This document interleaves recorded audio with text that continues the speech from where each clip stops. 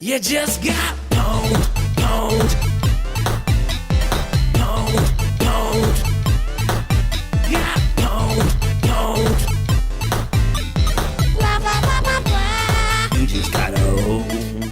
Bonjour tout le monde et bienvenue pour un nouveau Retour en arrière. Aujourd'hui, une émission un peu particulière puisque je vais vous parler d'un jeu qui m'a été suggéré dans les commentaires et dont je ne connaissais strictement rien. C'est Kimono 1284 qui m'a proposé de faire une émission sur le jeu Project Firestart, sorti uniquement sur Commodore 64 en 1989. Et vous allez vite comprendre pourquoi j'ai décidé de faire une émission sur ce jeu, distribué par Electronic Arts et développé par Dynamix. C'est l'ascenseur direction l'enfer, sans escale. Parlons rapidement de Dynamix justement, qui est une société américaine fondée en 1984 par Jeff Tunnell et Damon Sly. Au début, cette société produit principalement des jeux d'action pour le compte des sociétés Penguin Software et Electronic Arts. Le titre d'aujourd'hui fait d'ailleurs partie de ces jeux, mais on y reviendra après. Au début des années 90, Dynamix travaillera aussi pour Activision et réalisera, entre autres, Ghostbusters 2. Mais c'est surtout quand ils se font racheter par Sierra que la société fera des titres remarqués, comme Rise of the Dragon, The Adventures of Willy B. Mish ou encore Art of China. Très productif au sein de Sierra, le studio ne fera pas que des jeux d'aventure, ce qui leur permettra d'être actifs jusqu'au rachat de Sierra par le groupe Vivendi. Comme vous le savez, ce rachat a signé la fin de Sierra telle qu'on l'avait connue.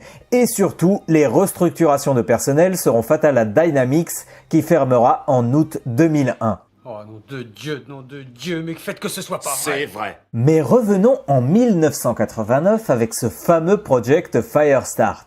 Je vous avais dit que le studio produisait surtout des jeux d'action à cette époque, mais ce titre est bien plus que cela. Laissez-moi donc vous présenter le jeu. Vous allez vite comprendre.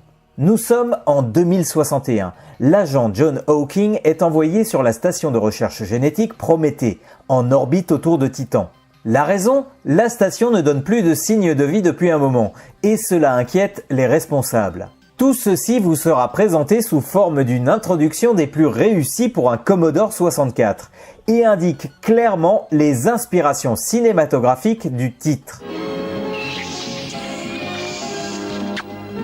Une fois sur place, nous sommes libres de nous déplacer dans les lieux, mais on n'est pas fou non plus et on garde une arme à la main avec quelques munitions. Il faut dire que personne ne semble être présent dans la station.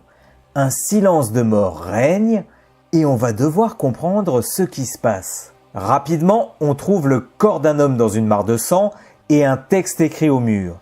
Danger. Le tout est soutenu par des petites cutscenes qui renforcent l'immersion dans le jeu.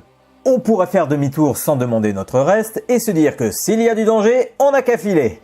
Mais l'agent Hawking est du genre consciencieux et il veut savoir ce qui est arrivé. Il ne tardera pas à le découvrir avec la présence de créatures aliens au sein de la base. Heureusement, on a notre arme, mais les créatures sont résistantes et nos munitions limitées. Oh non, ça recommence. Plus on avance dans la station et plus vous vous apercevrez du carnage qui a eu lieu ici.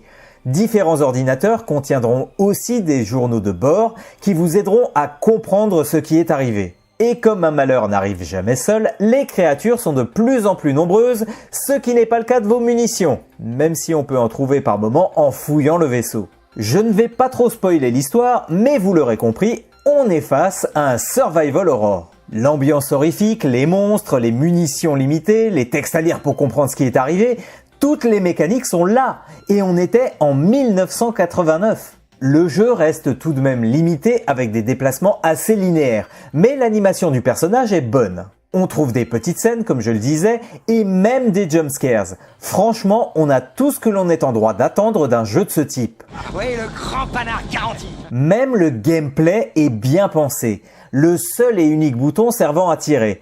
Mais, dans certains cas, l'affichage d'une phrase modifiera l'action, permettant par exemple de fouiller un corps. Alors oui, le scénario est très cliché, mais il est maîtrisé de bout en bout et promet même quelques surprises. Vous n'êtes pas convaincu ? Alors sachez que le jeu propose différentes fins selon les actions que vous ferez dans la station. Et pour respecter les poncifs du genre, on aura droit à l'autodestruction et son compte à rebours stressant, vous forçant à vous dépêcher avant que tout n'explose.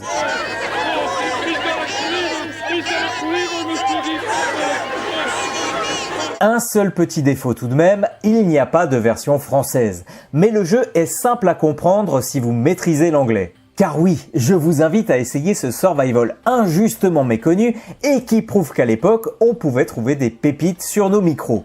Et Project Firestart en est la preuve.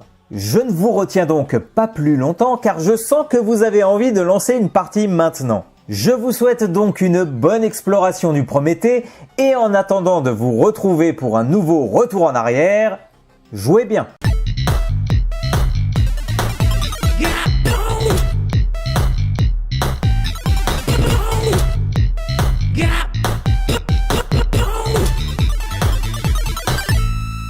You just got